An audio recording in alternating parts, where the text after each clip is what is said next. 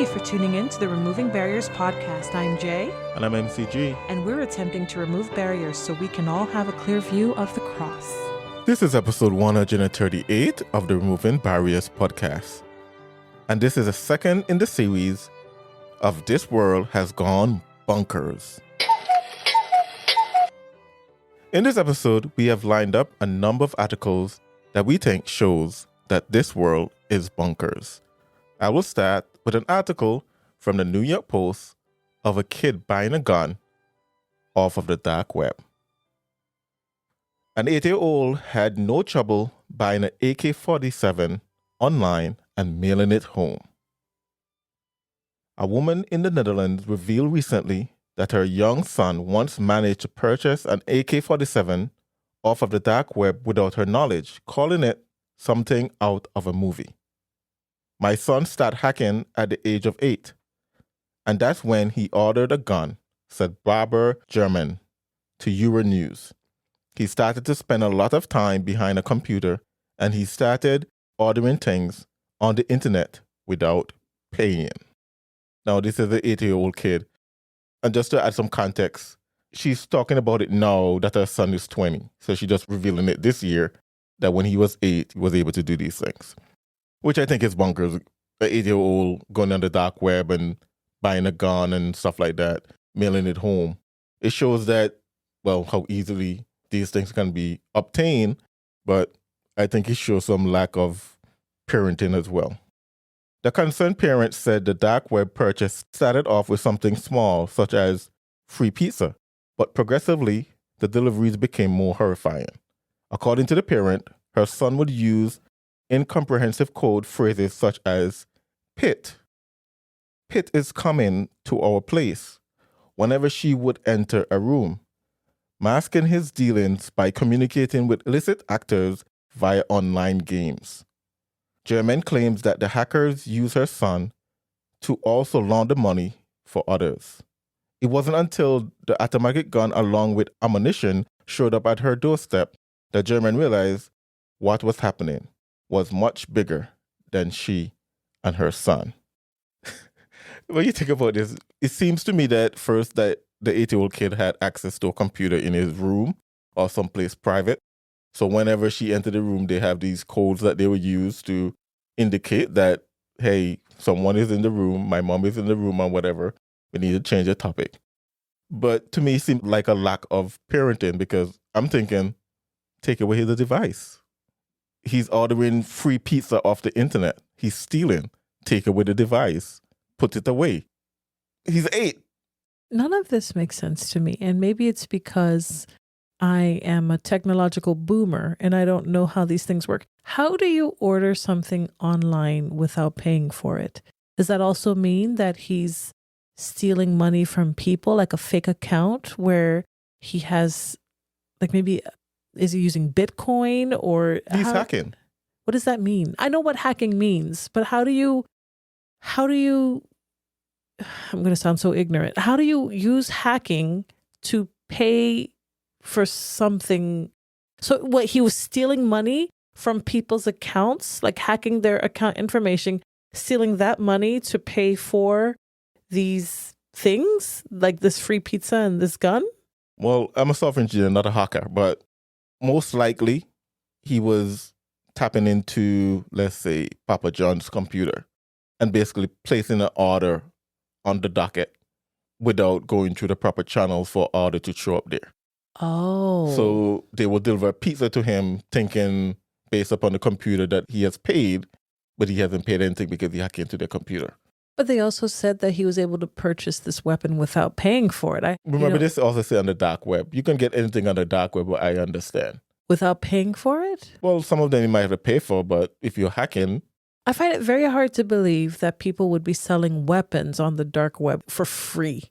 And of course, that's selling implies that you have to pay for money, but I don't think that there's anyone on the dark web just giving guns away. Well, imagine you would have to pay for it without having to go through the legal restrictions there are for legally buying weapons. Yeah, it could be Bitcoins as well. But at the same time, if they're using him for a front man, they could just be sending him an AK-47 for free. Using him as a front man To do what? If he's purchasing... To steal money, to hack whatever they're using him for. So he will hack the, say, credit card information, and in exchange for the credit card information, they will send him, in this case, a gun? Could be, but it could also simply be that he's hacking into these computers and creating fake orders. I don't know. This story, there's so many questions with this story. It makes no sense to me. It happened 12 years ago, and nothing is very clear in terms of how it was done and what he was doing it for. I wonder if this is just one of those stories where it's like President Trump would call it fake news, so that you could drum up support for some type of internet restriction or maybe gun control. There's so many questions that aren't being answered. Remember this happened in the Netherlands, so I don't know. So from what I understand, the Netherlands, you know what, I'm not even going to say because I don't entirely know. I don't know anything about the restrictions are the Netherlands in terms of guns and in terms of freedom. If the Netherlands are net positive, net negative, I'm not sure. But if your 8-year-old son is able to get on the so-called dark web, and then it also says that he routed the weapon, it didn't come straight to the Netherlands. It went through Bulgaria and some other country before it came to him so that he could avoid customs and any other type of regulatory body. None of that makes sense either. How do you get a gun to pass through 3 different countries, including the country it ends up in? I don't think she's telling the full story. None of this makes sense. Even to a layperson like me, at least on the surface, it would make sense. None of this makes sense. Well, I can't explain it away, but as I said, he was on the dark web, he was hacking, so. Well, okay, the dark web does exist, obviously, and you can purchase things. You could purchase reprehensible things on the dark web. You could purchase hitmen. You could purchase all manner of pornography and other dark things. You can purchase illegal weapons, too. Illegal weapons, sure. It's crazy that an 8-year-old could figure out how to do that. This is a very precocious kid, then. Well, I'm not even so much worried about the kid. The kid has to get access to a computer. He has to get access to devices. And to me, this seems more like an absent mother. Since the article is talking about the mother and they never mention his father. An absent mother rather than a quote-unquote bad kid, even though you can say he's a bad kid. But at the same time... So she just kind of gave him full unrestricted access to the internet back in the 2010s. That's what I will draw from the article. Of course, I don't know, but... This would have been 2011, right? Because somewhere he's 20 now, 2011. Somewhere around there. Wow. All right, so the article continues. The mom speaking here.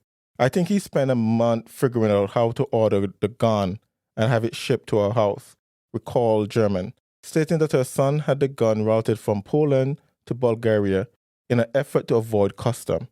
He opened it and he was really, really excited that he managed to get the gun delivered to our home. She continued, I was completely shocked.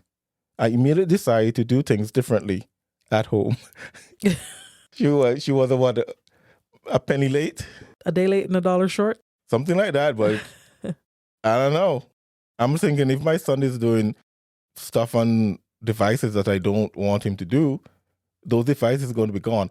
You know, I grew up, my mom never gave us devices. And of course, I'm old, so by the time devices come around, I was already well in my teens. But I have an aunt that I don't have to guess what she would do because she has put hammers to devices before. And I'm talking about phones or even computers. If she figured that her kid was spending more time on those devices than other stuff. I'm just saying, maybe putting a hammer to a phone might be too extreme. But come on, parents. Okay, so this story is disjointed. It doesn't make sense to me. Like, for example, it says after he ordered the gun and the gun arrived to their home, she said, I was completely shocked. I immediately decided to do things differently at home, right? And then the next paragraph says, she turned the gun over to the police department. No legal action was taken against her kid. The next paragraph says, and then she began noticing a change in her son's personality. He started to wake up at night to sit behind a computer and he was really stressed.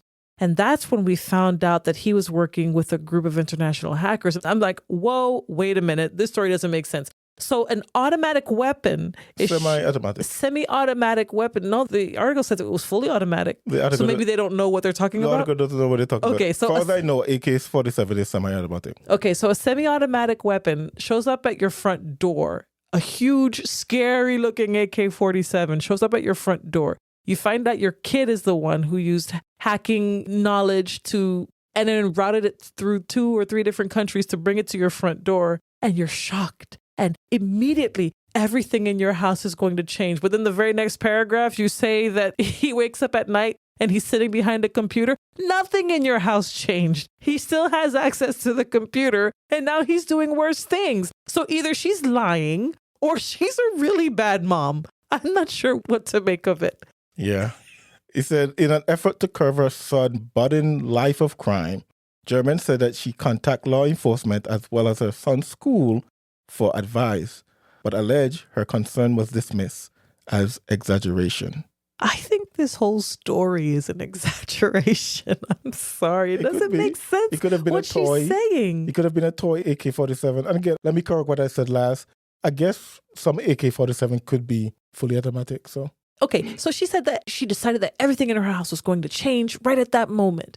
But in the very next paragraph, nothing really changed. And I think that if an AK-47 showed up at your house and you found out your kid found some way to do that, not only would you take away his access to computers, there would be no internet in the house, as far as I'm concerned. If he's able to weasel his way and do hacker stuff to do this type of activity online, he shouldn't have access to any type of tech. So I'm just thinking about what would I do if one of my sons did that? I would probably not allow there to be any internet in the house because his abilities on the internet, they completely outpace my ability to monitor what's happening. This isn't some, he shouldn't go to that website type of thing. This is him able to hack and order things for free, dangerous things, and bring them into the house. And she said that she immediately decided that she was going to take action. She didn't do anything. So I don't know. This story doesn't make sense. It's either not real or she's a really bad parent and she's maybe calling attention. Perhaps that's one good thing that comes out of this, calling parents' attention to what their children are doing on these devices, because all of us are guilty of having the TV or the tablet or the computer babysit our children for an hour or two while we get something done. You know, you throw on a video and you think it's safe, and it turns out that YouTube has, some videos or some ads that are inappropriate even for children. And you as the parent, you're thinking, they're watching Tom and Jerry or whatever, and they might have seen something. So all of us can be prodded to realize that it's probably not a good idea to leave our children unattended with videos and technology and tablets and things. But this right here is a completely different ball of wax, I think. Yeah. It continues. Taking matters in her own hands, German decided to start looking at her son's browsing history and informing herself about cybersecurity. Man, this story ain't real. Things hit a breaking point when German's son revealed that his hacker buddies had asked him to help them hack companies and send them stolen information. According to German, her son immediately told her what was going on, and she helped him break off contact with them. It is so easy these days because of lots of kids have laptops and cell phones, and you can basically do a hack with a few clicks, said German, who now works as a cyber special volunteer with Dutch police. It's a pretty big problem to stop young people from hacking. They often don't know what is legal and what is illegal. I'm just simply saying, man, talking about kids having access to a laptop and cell phone, take them away. Yeah, it's really simple. If this story is real, and I have really strong doubts that it is real, but just take the tech away. You're the parent. You have that power. Take it away. Alongside her dark web sleuthing son, who is now 20, German is currently working with a newly launched Dutch task force called the Cyber Offender Prevention Squad, or COPS. She told the Wall Street Journal in July to educate parents on just how easy their kids can slip into the dark corners of the internet. They don't know it can be their own son or daughter, she told them. Well, I'm just simply saying, don't give them devices in their bedroom. Monitor their activities like a hawk. And I guess you can say problem solve. Maybe not easily. And I don't want to be flipping. I don't want to be flipping about it, because if a kid is determined to do what they want to do. I guess they will do what they want to do. I had an old lady, she's with the Lord now, but when I was growing up, she always said that you can give your kids everything except a mind, meaning that, you can raise them right, you can do all the right stuff, and they can still go the wrong way. Yeah, that's true. But at the end of the day, I'm just simply saying, he can't use his brain and his bare hands to hack. He would have to go out of his way to get devices, because I'm going to take them away from him. I'm going to do my best for him not to get those devices. Of course, there are other things, of course. We have to also educate the kid on right and wrong and deception and stealing and all this stuff. But again, raising your kid in the fear of the Lord, but not having these devices would not make the temptation as easy. Anyways, I think that story is bonkers. I don't know if it's real, but it's at least bonkers. Yeah, it's definitely bonkers. And I have strong doubts that it's even real. Though just the way that it's written, it just seems there's something else going on with the story. I don't know. So that's my take on it. I have one. Well, I have three, but here's the first one. I found an article on the National Geographic. It's about 4 years old now. And here's the title. In a first, fossil dinosaur feathers found near the South Pole. And then the subtitle says, the ancient plumage hints at how small carnivorous dinosaurs weathered long, cold winters inside the Antarctic Circle 118 million years ago. So if you read this article, the first thing you would think is, oh, they found a dinosaur with feathers, right? Because paleontologists and evolutionary biologists and evolutionary paleontologists have been telling us for years now that birds are living dinosaurs. Birds evolved from dinosaurs. Dinosaurs became birds. And our sons and I were watching a presentation from Answers in Genesis about dinosaurs and how the world and the scientific community has used evolutionary theory, millions of years, dinosaurs, to hoodwink the entire world into thinking that evolution is true and that dinosaurs became birds through the evolutionary process. And the presenter said something that was very simple, and yet it flipped a switch on in my head. He said, isn't it interesting that we have no real fossils of feathered dinosaurs? Every single depiction of a feathered dinosaur we have has been an artist's rendering based on what they think the scientists have said. And I said, are you sure? Is that true? Because the way that the scientists talk, you would think that they have fossils of dinosaurs with feathers. Mm-hmm. And so I did just a simple Google search. And I'm no paleontologist, I'm no scientist or nothing. But I did a simple Google search and I looked specifically for feathered dinosaur fossils or dinosaur feather fossils or fossils of dinosaurs with feathers, any one of those combinations, just to make sure I find what I'm looking for. And nothing comes up. There are creatures with feathers, but they're birds, not dinosaurs. And so I thought to myself, how is it that the whole entire world and the entire scientific community, particularly in paleontology and evolutionary biology, all these things, how could we all be hoodwinked into believing this without any proof whatsoever? In this article, the title makes it sound like that they found a fossil, a dinosaur fossil, like dinosaur bones with feathers that belonged to that particular dinosaur. And when you read the entire article, only when you get about 2/3 of the way through do they say, oh, the feathers are not associated with any other bones or structures because the feathers were just found by themselves. And I just dropped the phone and I couldn't believe it. This is bonkers. You're telling me that you literally found fossils of feathers, random feathers by themselves, and you're automatically attributing it to dinosaurs? What proof have you? What scientific proof have you that those didn't belong to some bird that had flown over at that particular time? Why is it that it's automatically, oh, it must have been dinosaurs?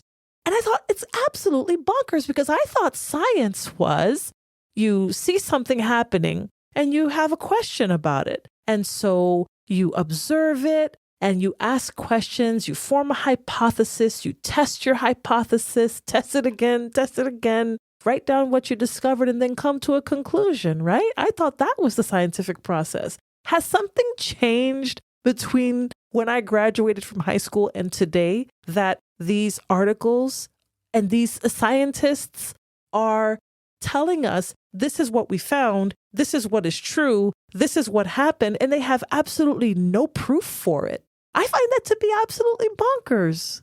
Yeah, but it's not new. They do that for a lot of quote unquote discoveries. They have no evidence for what they're putting out.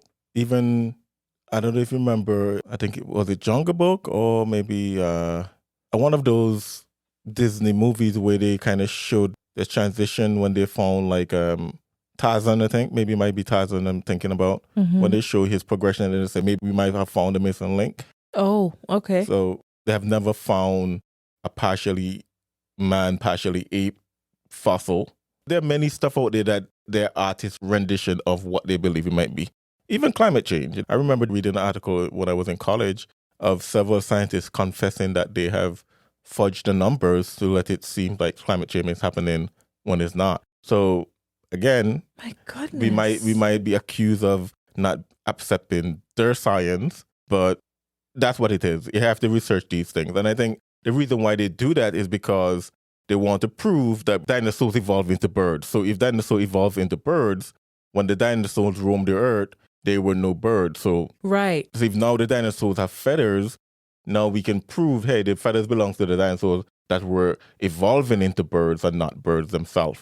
That's entirely problematic because remember in our first Bonkers episode, we talked about how the Harvard professor wanted to pass a presumptive ban on homeschooling because homeschoolers, many of them deny science. And so because I'm raising questions about how this article was written and how scientists have tried to have us believe that birds evolved from dinosaurs without any proof in the fossil record, if I stand up and say, hey, that's not quite right, I'm questioning science. And so my children should be taken from me and institutionalized in the public school system because I'm pointing out the fact that there's no proof for their theories. That's absolutely bonkers. So I find it very disingenuous that the way that the article was written, you would have to read the entire article and get more than halfway through in order to see that the fossil was really just feathers. There were no bones. There was no animal there. It's clearly an animal. It's clearly a bird that had shed feathers because there were absolutely no bones there, just feathers. And so the automatic presumption that it came from dinosaurs is bonkers. It's bonkers in light of how we do science. It's bonkers because they're trying to make us believe that birds came from dinosaurs. That's completely bonkers to me. Now, there are dinosaurs that have these filaments, these keratin filaments that have been found in certain microraptors and certain like smaller raptor type dinosaurs, compies maybe, that have these like the filaments that you would see on an iguana, like the little the sharp things on the back or neck. But they are nothing but keratin filaments. They're not structured like feathers. Not even the beginning stages look like feathers. Feathers have a very distinct anatomy, for lack of a better word, or structure. But because they have to make it fit within the narrative that birds came from dinosaurs or evolved from dinosaurs, they're calling them proto-feathers or like a very early form of a feather, when in reality, it's just keratin filaments that many reptiles have. And I just find it crazy. Why do they need us to believe this so much that they're willing to lie to us? Yeah, and feathers grow out of follicles and not the way these keratin stuff that you mentioned grow. Yeah. So those are comparing apples and oranges and not the same thing because, as I said, feathers grow from follicle just like our hair grow out of a follicle. Yeah. All right. Well, that's crazy. I have another one. Okay. And this one was shared with me from a listener from our first Bonkers. Wow. This one is New York parent seeks okay to marry their own adult child. Oh, my word. This is a couple of years back. This is back in 2021, but I think it's bonkers. And since we didn't do it back then, we're going to do it now. The article reads, I take my child to be my lawful wedded spouse. A New Yorker who wants to marry their own adult offspring is suing to overturn laws barring the incestuous practice, calling it a matter of individual autonomy. The pining parents seek to remain anonymous because their request is an action that a large segment of society views as morally, socially, and biologically repugnant, according to court papers. Through the enduring bond of marriage, two persons, whatever relationship they might otherwise have with one another, can find a greater level of expression, intimacy, and spirituality. The parent argues in the Manhattan Federal Court claim filed April 1.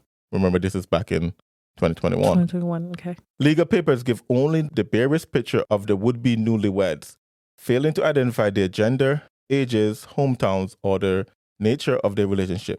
The proposed spouses are adults, the filings say. The proposed spouses are biological parent and child. The proposed spouses are unable to procreate together. Incest is a third-degree felony under New York law, punishable by up to 4 years behind bars, and incestuous marriages are considered void, with the spouses facing a fine and up to 6 months in jail. Marriage licensing in the 5 boroughs required potential spouses to list their birth parents and attest that there are no legal impediments to the marriage, according to the city clerk's office. In 2014, a state appeals court unanimously approved a case involving a woman married to her mother's half-brother, noting the genetic relationship was the equivalent of first cousins. But even that ruling cited the almost universal horror with which a parent-child marriage is viewed. The parent in the new case who hears married bells when look at their own kids said they want to propose but would sustain emotional harm if they did so while the current laws are in effect. All right, I'm going to stay there for a little bit. You know, as repugnant as this may seem, I would ask, I guess, for lack of a better terminology, the political left, those who believe in the LGBTQIA movement, why is this morally wrong? Because in 2015, when the Supreme Court opened Pandora's box and allowed marriage to be between a man and a man and a woman, there's no way no one can tell me that this is morally wrong based upon that ruling. So you can say it's morally wrong. I agree. You can say that it is unnatural. I would agree. But I would say the same thing for gay marriage, lesbian marriage, and all these other nonsense that we have going on in the world today. So why is this morally wrong? Pandora's box has been opened and they say they can't procreate. So what's the hiccup here?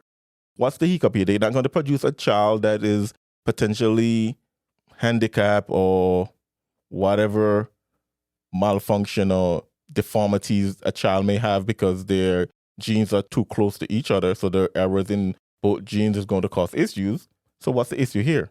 Of course, the article didn't mention and they didn't reveal in court papers their gender, whether it's a father and a son or a mother and a daughter or a father and a daughter or a mother and a son. They didn't say that. But I will go out on a limb and say it's probably a same-sex relationship. Why? Why do you think it's a... Well, I mean, why not? Since this horror... I could be wrong. I doubt it would be a mother and a son. I guess the mother could be past the age of a woman, as the Bible put it, so she can't have any more kids. But I can't imagine that. I can't imagine it would be a father and a daughter unless the daughter has done stuff to prevent herself from having kids or she knows she can't have kids. You know, what will prevent her from being impregnated by a father? So I'm going to go down a limb and believe it's probably a father and a son. Of course, I have no evidence of that. The article didn't mention. But I'm simply saying, hey, Pandora's box was opened in 2015. Why is this morally wrong? Because if we use the same logic, there's no way you can prove this is morally wrong unless you go back to Scripture and say, based upon it. And if you go back to Scripture, then you're going to have to acknowledge from Scripture as well that gay marriage is wrong. Lesbian marriage is wrong. Okay, so I've got 2 points here, right? First point is you're absolutely right about what moral framework are people working from. I just watched a debate between Destiny and Milo Yiannopoulos.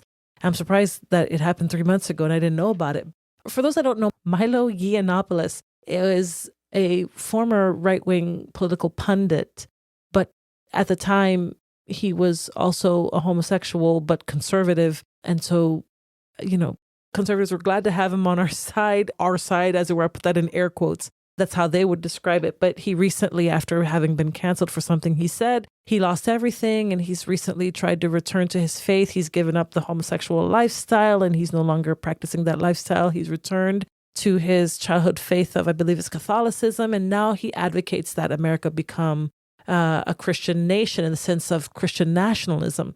And so his debate with Destiny, who's a left-wing personality, was why America should be governed by the legal system of Christian nationalist or Christian nationalism. And so obviously Destiny was against it. But Destiny said something, and he said, we've already opened Pandora's box. Birth control is not going anywhere. Same-sex marriage isn't going anywhere. Women aren't going to go back home and leave the work field and go back home. None of these things are going to happen.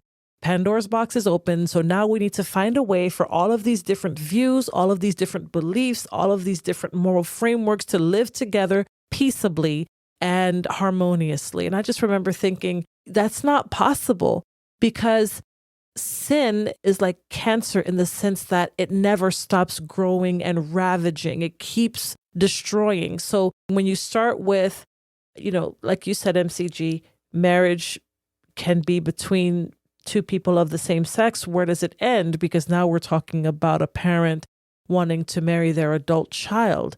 So that's my first point. Second point is there has to be some level of child abuse that had been going on for quite some time. And now that child is an adult, they still can't seem to extract themselves from its grip. Because in what other world does that even make sense? Like, why? The fact that this petition even went to the courts would mean that both parties are willing or wanting for this to happen. I'm guessing, of course. And if I were a betting woman, I would put my house on it, that there was some type of abuse going on in the home long before they had ever had the bright idea of marrying each other. Well, I don't know, but let me continue that and then I'll comment on what you just said. Okay. There are known cases of parents who are separated from their children in infancy only to reunite decades later and become romantic, said New York law professor Sylvia Law. I don't think there's a big popular movement, but I think as long as we have kept records, there have been cases, she told the Post, adding, it's an area where I think most people would say the government has a right to make the rules, even if they don't apply to every situation. So I'm going to end there, but I did some research into incestuous relationship, and it seems to be more common than we actually have heard about or know about. And it seems to be that situation where siblings were separated as kids, and they never really knew each other, or they barely knew each other. Then they met as adults. And based on one article that I read, it seems like when it happens like that, there's some kind of spark between both of them that happened, and all of a sudden it turns romantic. I read of a story of two siblings. They were half brothers and sisters, separated at an early age, never knew of each other, have the same father. When they met, their father introduced them in their early 20s. At this point, they have two kids. I'm not saying it's right. It seems to that, as the article just said, it seems like it happened between parents and child as well. You're separated without knowing each other, then all of a sudden you meet each other. I don't know if there's a science behind of this or something.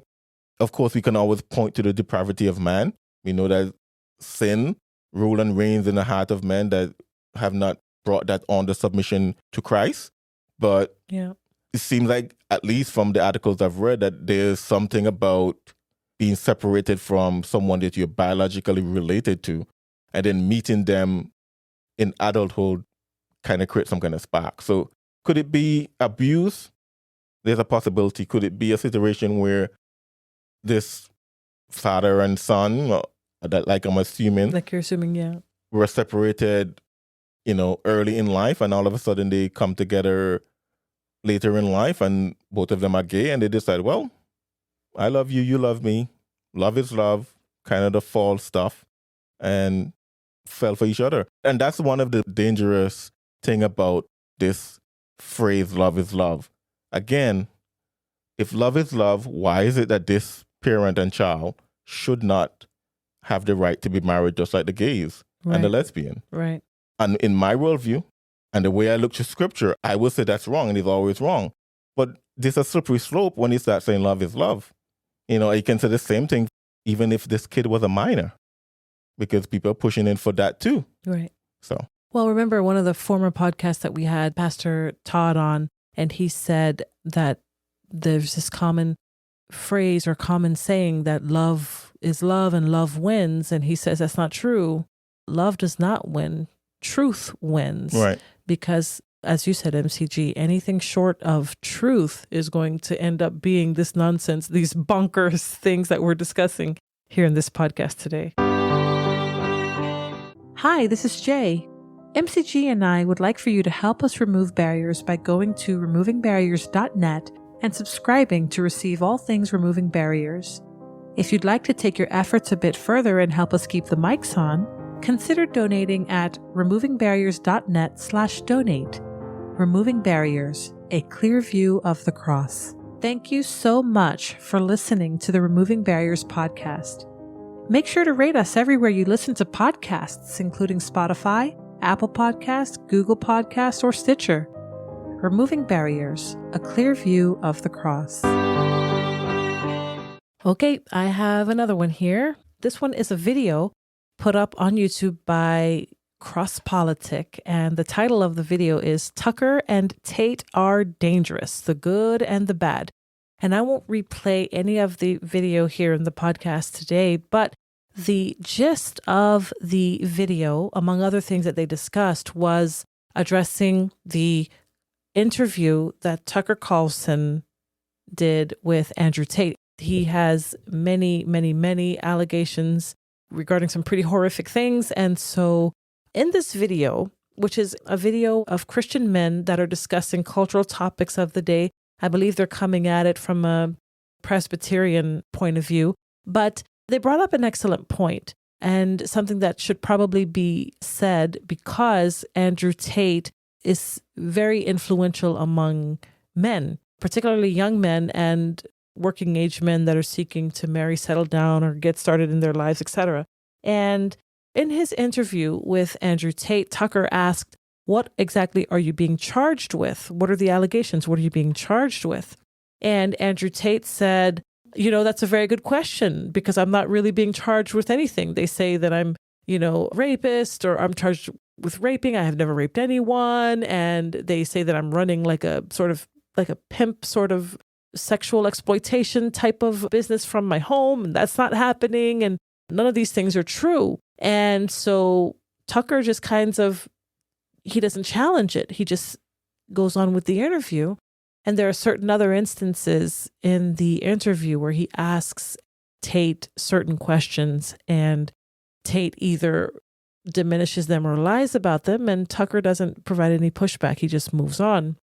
It wasn't until a Twitter user created a mashup, a video that has cuts of the interview and then cuts of the truth, whether it is proof of things that Tate has said in the past or done in the past, videos of Tate doing certain things, or video proof of the allegations against him altogether.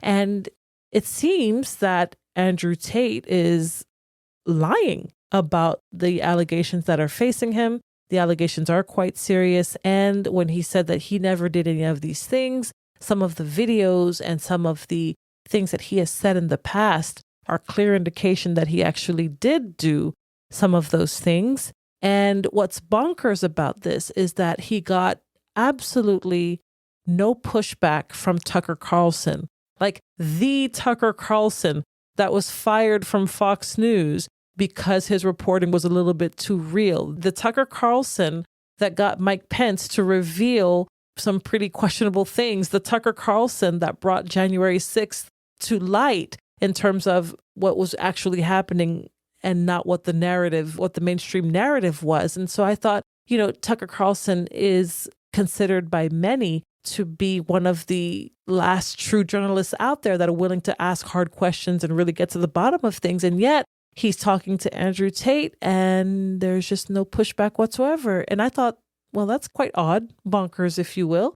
Why is that? I wonder if you're in a situation where you're being beat up by the machine, as it were, air quotes, or what Tate calls the matrix, or what we know to be the accepted bourgeois, if you would, the people that are running everything. if you're beat up by them, haunted by them, persecuted by them, in Tucker's case, fired by them, I wonder if that does things to you where you're a little bit more cautious. Maybe you compromise in some way or another to where you're not willing to ask questions because you're in a position now where you realize you need allies, you need help, you need friends. I'm not sure why he didn't pin Andrew Tate to the wall, someone that has such significant influence with young men, pin him to the wall and get to the bottom of what was really happening in Romania under his watch. Yeah, I'll say this. Firstly, remember that the charges against Andrew Tate are just that. They're charges. He has not been convicted of any crime, of any wrongdoing. Also, I want to be careful because I don't want to defend Andrew Tate. Mm-hmm. Andrew Tate is not someone I would have my boys look up to. And I'm sure he probably said the same thing. Let them look up to you and not me. Andrew Tate recently did an interview with Candace Owens, like a 3-hour interview. And I found that she went into details. Really? I think we need to be careful here because this Twitter mashup that you said that were done Mm-hmm. took a lot of Andrew Tate's videos and words well out of context. Now, I'm not saying that Andrew Tate is, again, some role model for me, right? It's not a person that I necessarily listen to. Clearly, he has grown and matured in the last 10 years. Yeah. From when he was in his early 20s, fighting and creating videos and have basically a pornographic webcam business, to now that he's in his mid-30s, where he has unfortunately converted to Islam. Mm-hmm. I said unfortunately because, of course, we are Bible-believing Christians. So if he was going through a quote-unquote, I guess if you want to put it a religious conversion, I would prefer that he had converted to biblical Christianity and not Islam. Sure. But that's not neither here nor there. So again, I'm not defending Andrew Tate. I find that a lot of what folks are accusing Andrew Tate of, they see a clip grossly out of context and then accuse him. And that's what happened on Twitter. And maybe that's why Tucker didn't push back on him, because maybe Tucker knew the truth. Oh. So some of the stuff that he was accused of, there's a video going around of him. And again, we didn't say this episode, which should be parental guidance, but at least this portion of it, parents, maybe you want to get rid of your kids from hearing. Not get rid of your kids, but just right. shelter them. Don't let them listen to this portion of it, I guess.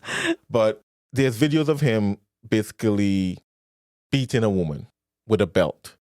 And she is scantily dressed in a bed and they're going through some kind of a scene or whatever case may be. The woman is a former girlfriend of his. She actually has a video out there that's saying that that was their thing. So I'm sure there's like, what's the term for that? BDSM or whatever the case may be. That was their thing. So she said she had no problem with it and you had never hurt her. That's what they do. So if that's the case and we only saw a small portion of the clip, who do I believe? You could argue maybe because he's a multi-millionaire, he paid off the woman, his former girlfriend, to say that. But I have no evidence of that. So I'm going to say, okay, she seemed like she said that that's what they do. If that's what they do, and she has filed no charges against him, no abuse, nothing, and she's willing to go on the internet and say, this wasn't anything, I guess I'm going to take it as a fact that this wasn't anything. And another thing that, of course, he did mention on this interview with Candace Owens that he had a webcam business. That's not news to anybody. Everybody kind of knew that. Basically, it was pornography, women just scantily on webcam, having men give them money to do whatever. He admit that. There's a video there where he said how he recruited these women to do it by first being intimate with them and whatever the case may be, then introducing them to his webcam business. And when they say, hey, I have to work, he said, well, why don't you come and work for me? They give up their job and they come work for him.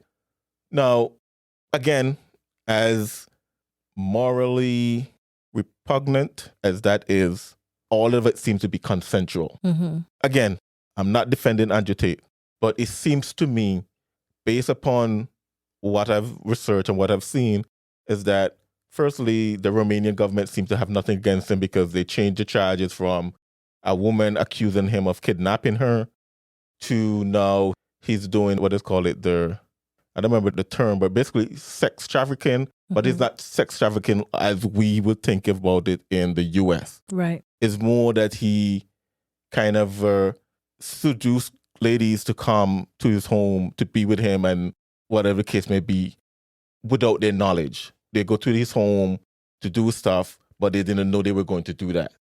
There are 2 ladies that the Romanian government said that this happened to. Those 2 ladies have come forth and say, hey, that wasn't the case. We did this willingly and you didn't do anything to us, basically. We wanted to do whatever we did with him and his brother and whatever the case may be. So at this point, it seems like the Romanian government doesn't have any victim, except they're charging him for a crime where there's no victim. And all the parties involved basically say, hey, this was consensual between 2 or 3 or 4 adults, whatever nasty stuff they were doing. Right. So again, I want to be careful. I don't want to sound like I'm defending Andrew Tate, but I think there's a lot of evidence out there to show contrary that, you can't take something out of context. Well, Andrew Tate said this, here's a small clip say here, because we miss context between that. And then when there's ladies coming out, again, you could argue, hey, maybe he's paying them off. Yeah, I don't know. Until that is proven, I'm just going to say, okay, the ladies come out and say that he didn't do anything to them. They actually think he's a nice guy, blah, blah, blah, blah, blah. I'm going to say, okay, well, I have no evidence of this thing. I'm going to move on from it. So I see what you're saying. If that was true, I would say definitely this is definitely bonkers that Tucker, as a journalist, would not push back. But when I listen to both sides of the argument, I'm coming to the conclusion that I don't know. And it seems more likely, of course, once this trial goes through and everything, we will find out more. But I'm kind of leaning on the side that they're just simply punishing Andrew Tate. And when I say punishing him, it's simply meaning dragging him through the justice system is punishment enough. Right. They may not be able to convict him on anything, but the fact that he has to go through all this and all his business is now including private stuff that he probably would not want to put on the internet, is on the internet for everybody to see, is probably punishment enough. But the hypocrisy here too is that perhaps the reason why they're going after him so hard is because he speaks up against their narrative, because there are politicians and actors and actresses that are doing terrible things, like Jeffrey Epstein level things, and no one really cared until just recently. And when Jeffrey Epstein was finally apprehended, everyone in Hollywood was like, oh yeah, we knew that was going on. Same thing with Bill Cosby. Everyone was like, oh yeah, we knew, we suspected, we knew. So I guess if you're on the side of the current narrative, if you're on the side of the people who are currently running things, well then yeah, you can get away with stuff with a hood and a wink. But if you are someone that stands up or punches up against it, well, they're going to come after you with all they've got. Look at what's happening with President Trump right now. Look what's happening with many others. Justice Kavanaugh, for example, they really come at you with everything because going through the system, as you said, MCG, is punishment enough. Yeah, and I'll just add this. Of course, we don't know, but it looks like that's what's happening. Right. And I'll just add this, that I guess I should say I'm not in full agreement with anybody I can think of. Right. I'm definitely not in full agreement with Candace Owens or Andrew Tate or Matt Walsh or Trump or anyone. Ben Carson or whatever, all these, I guess, conservative pundits, if you want to call them that. So I say all that to say this, because a question someone posed to me once was, do you think that they're necessary though? And do you think that what is necessary? The pundit? These conservative stuff. Andrew Tate, from what I listened to him, and Candace, you think he leaned more libertarian? That's fine. I think I'm probably more libertarian as well. But he said he leans more libertarian. But of course, he also said because he's not bonkers in the way he thinks, that he appears to be conservative. At least, well, with his conversion to Islam, I guess that as well. But we see that today. People like Elon Musk and other folks who would consider themselves at least the left or center, or even people like Tim Cass who are not necessarily right wing because they're not bonkers, or far left or whatever you want to call it. They appear to be in line with conservatism, and that's one of the reasons why, of course, we had that episode Christians and Conservatism, and we have that article as well where we expound that true biblical Christianity and conservatism are not the same thing. That's right. That's important. But do these people create an environment that maybe make their easier to share the gospel? I would say yes. Maybe they help create what I will refer to as the Acts 2 culture, more so than the Acts 17 culture that we are moving to And many can argue that we're already in an Act 17 culture. So maybe people like Andrew Tate and Candace Owens and Ben Shapiro and these guys maybe help create an environment where it's more like Acts chapter 2, where at least people have some sort of fear of God. And then when we go out there and share the gospel, we don't have to remove the barrier of evolution and the barrier of LGBTQIA and all these things that the world is going towards. So I guess in a sense, you can say they're necessary in that sense. But at the end of the day, what they preach and what they push, quite honestly, is not going to solve the problem. And that's where I draw a line when it comes to these folks. Of course, again, don't agree with everything they have to say. I'm sure they don't agree with everything I have to say, and that's fine. But where I draw the line is the solution. Yes, I think all of us, including them, identify, per se, the problem. I think at times they will say the problem is cultural. I think the problem is spiritual. We can argue that and we can discuss. But at the end of the day, we identify that there's a problem. I think the big difference between me and others that think the way I think is that it's what is the solution. Because they will put politics. They will push, Andrew Tate will push men being men again and women showing respect for men, which is true in a sense. But how do we get that to happen? Is it through politics? I don't believe so. I think it's through the gospel of Jesus Christ, changing hearts and changing his mind. So I think that's the issue here as well. But yeah. All right, I have another one. This one is from Fox News. It says, naked man terrorized Los Angeles area apartment complex, residents say. A naked man has been terrorizing a Los Angeles area apartment complex, and police say there's little they can do, according to the residents who caught the intruder on security cameras on multiple occasions. The unknown man has been seen at least 5 times walking through the outside areas of an apartment complex on North Sereno Avenue in East Hollywood. Neighbors who wish to remain anonymous told Fox 11 Los Angeles. He's running around naked, the resident said, adding that families are concerned because there are children in the building. Neighbors have since banded together using surveillance cameras to catch the intruder in the act. One resident said that the man was seen touching himself sexually while walking naked in hallways. Oh, my word. Surveillance video shared with the outlet shows the man wandering without clothes on outside the dwelling. One clip appeared to show the man breaking through the window of one apartment. Residents say they do not know why the naked man breaks into the locked apartment complex and have made multiple complaints to Los Angeles Police Department. What are the LAPD waiting for? Said a resident. For someone to get attacked? For someone to get sexually assaulted? Police, however, told the station that while the department is aware of the complaints, officers cannot arrest the man since no crime has been committed. If that is not the most bonkers stuff you've ever heard in your life. That is bonkers, my What goodness. about indecent exposure? That is not illegal in Los Angeles, California anymore? He tried to get into the apartment through a window. Isn't that like breaking and entering or something like that? At least attempt breaking and entering? Attempted? What? What about sexualizing a minor? Because there's so many stuff here of course, I'm no lawyer. I'm not a police. This is not legal advice. But oh my world. I didn't look it up because I don't even want to know. I guess I want to know. But is there not indecent exposure in California? Can you just decide to take your clothes off or walk around the streets of California or anywhere? I think LAPD just gave up. That's what it sounds like to me. They're like, oh, naked man walking around? Okay, cool. Sorry, bro. We've got bigger problems. I think they just gave up. I don't think what he's doing has no legal grounds for them to not arrest him. Like, there are plenty of reasons to arrest him. They just won't. Maybe they don't have the manpower. Maybe they don't want to have to deal with the backlash because perhaps they're hesitating because he's black and they don't want the assumption that they're harassing a black, homeless, obviously mentally ill person. I think they just gave up. I think they don't care anymore because they probably have been fleeing from these areas, and they've been fleeing to places like Nevada and Texas and Tennessee because things have gotten so terribly bad there. But you have a naked man walking around, touching himself in inappropriate ways, going in through people's windows, looking for someone who had been arrested several months prior. Like, this person is obviously mentally unwell. The least you can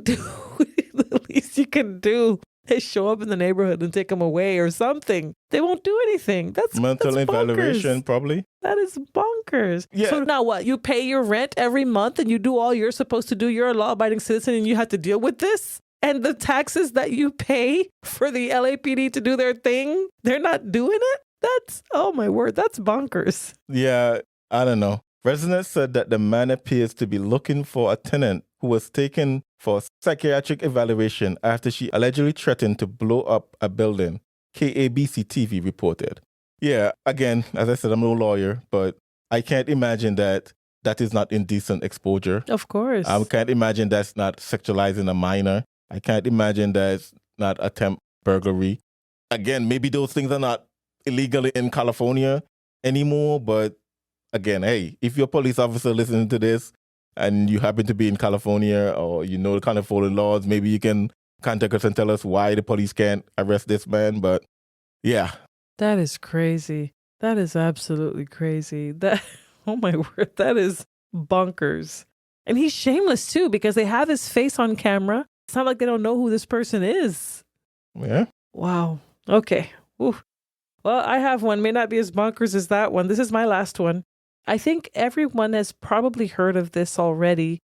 A U.S. soldier that was facing disciplinary action flees into North Korea. This is an article with Reuters. Let's see here. An American soldier facing disciplinary action fled across the inter-Korean border into North Korea on Tuesday and was believed to be in North Korean custody, U.S. officials said, creating a fresh crisis for Washington in its dealings with the nuclear-armed state. Defense Secretary Austin expressed concern for the soldier, who the U.S. military in Korea said joined an orientation tour of the joint security area between the two Koreas and willfully and without authorization crossed the military demarcation line into the Democratic People's Republic of Korea. So I think that this story is bonkers for two reasons, maybe more like three reasons. First, what universe do you exist in where it would be okay for you to leave, voluntarily leave South Korea and U.S. custody to go to North Korea? What do you possibly think would be better for you over there than what you had going for you here? Even if you were facing military disciplinary action, anything that you're facing in terms of disciplinary action in the U.S. would be better than anything you would be facing in North Korea.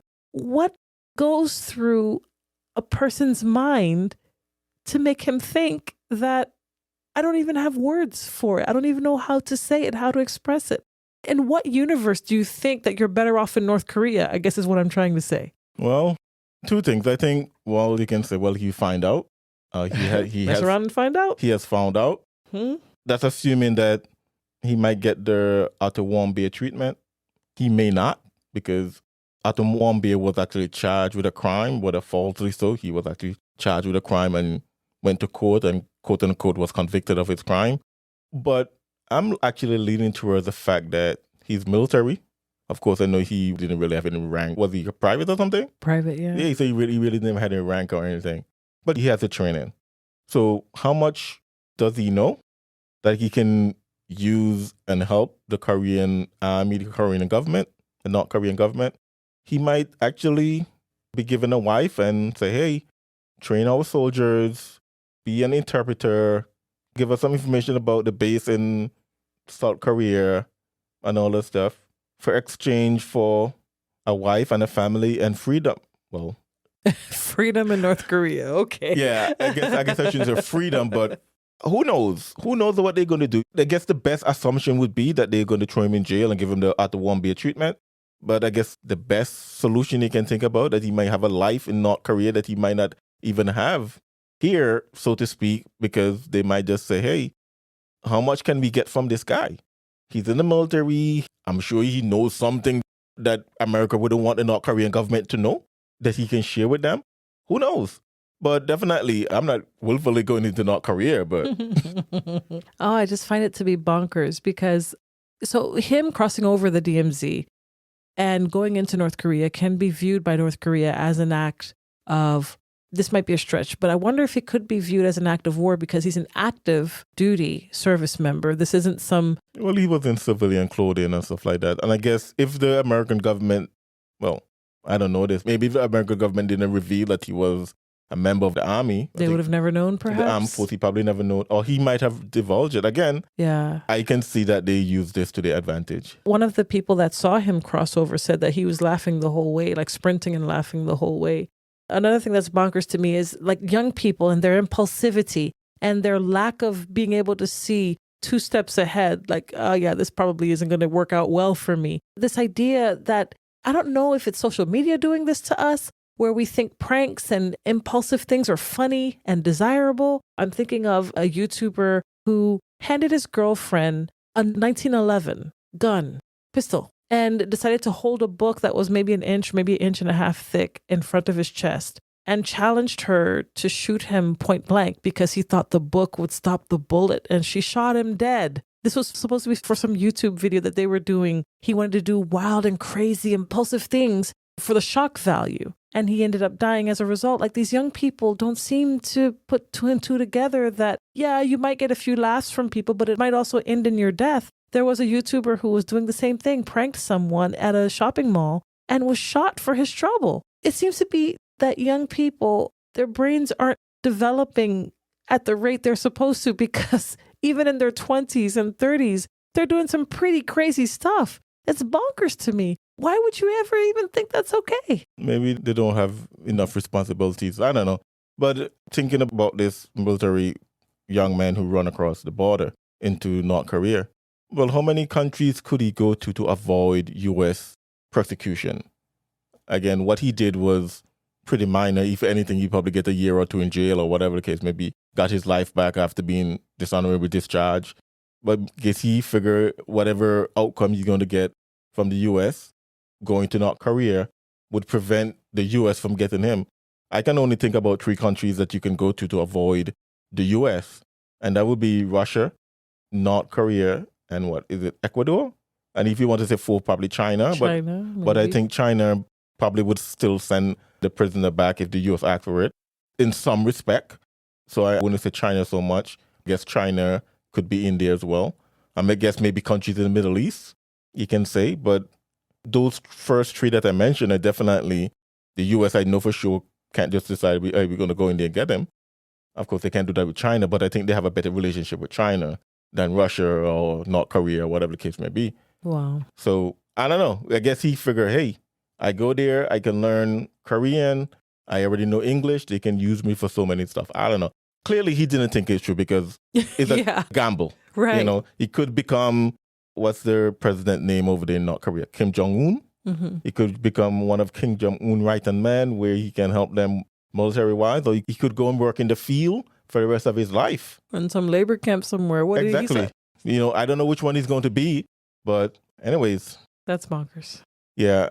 I want to read this article. This article is not bonkers, but I want to read it because I think it encapsulates what we're trying to do here on the Removing Barriers podcast.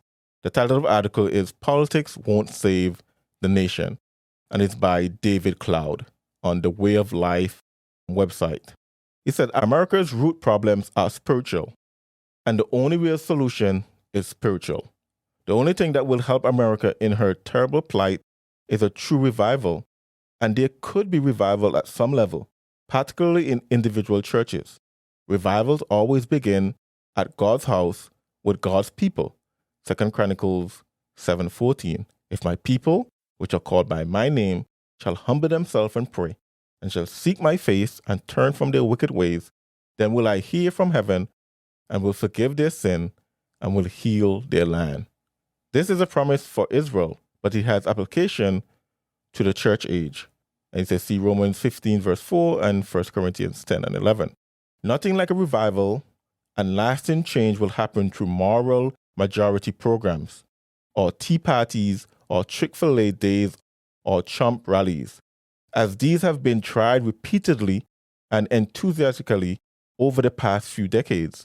The depravity has only increased, and the power of the forces for the right and liberty has only decreased, because these are carnal weapons that deal with symptoms and cannot address the foundational spiritual issues. These are band-aids on cancer. They can win political skirmishes, but not spiritual wars. The heart of the tree is being eaten away, even as the watchers are pleased at keeping a few leaves alive. Some type of revival could happen if individual Christians and individual Christian homes and individual churches will repent of an adulterous love for this God-hating world, repent of setting their affections more on things below than things above, repent of lukewarmness, and earnestly beseech God's help. Who knows how far the forces of evil could be driven back? God has never needed a majority. Gideon's valiant few are enough. But so many churches are like Sardis. They have a name that they live, but they are dead. They are comfortable in the world, not pilgrims but dwellers, mighty for potluck but weak for spiritual warfare, zealous for video games and sports, and consuming fleeting hours of social media vanity, but not zealous students of God's word, passionate for parties, but not for prayer. Why pray according to 1 Timothy 2, verse 1-2, that we might lead a quiet and peaceful life in all godliness, when God knows that we will not live such lives? It's past time for pastors to rise up and lead their churches in true revival. Better to have 50 people, if need be, with God's blessing and power than 200 without it. Are we afraid of losing members and finances if we take God's word seriously? If so, we are mere hirelings. My brethren, be not many masters, knowing that we shall receive the greater condemnation. What good is it to have pews filled and bills paid when we ain't pleasing the head of the church and we are spiritually powerless? With God's blessing and power, we can have real eternal fruit. Without it, there's nothing but wood, hay, and stubble. So I like that article because, as I said, I think it encapsulates very succinctly what we try to do on the Removing Barriers podcast, in the sense that we have been saying over and over and over that what we are seeing in America, what we are seeing happen in the West, is not a cultural issue. It's a spiritual issue. And it can only be solved spiritually. And again, go back to what I said earlier about, the Candace Owens of the world, the Ben Shapiro's of the world, and all the other, the Andrew Tates, the right-wingers that trying to bring back some sort of moral status in the country. Yeah, they might have some fruits here or there or whatever the case may be, but it's not going to happen until Christians rise up and share the gospel. As we say, this world has gone bonkers. We have a naked man walking around an apartment complex and police say they can't do anything. We have parents who want to marry their kids. We have children buying guns on the dark web. I think this is a call for Christians because it starts with us. As David Clouse said, revival with us first. And then once the revival happens with us, it will definitely spread out where we go and present the gospel. So that's my plea. That's my urge, to see Christians rise up and see this world is bonkers and we need to share the gospel, of course, to that lost and dying world. Hey, thanks so much for listening to the Removing Barriers podcast. Did you know that you could find us on Twitter, Gab, Parler, Facebook, and Reddit?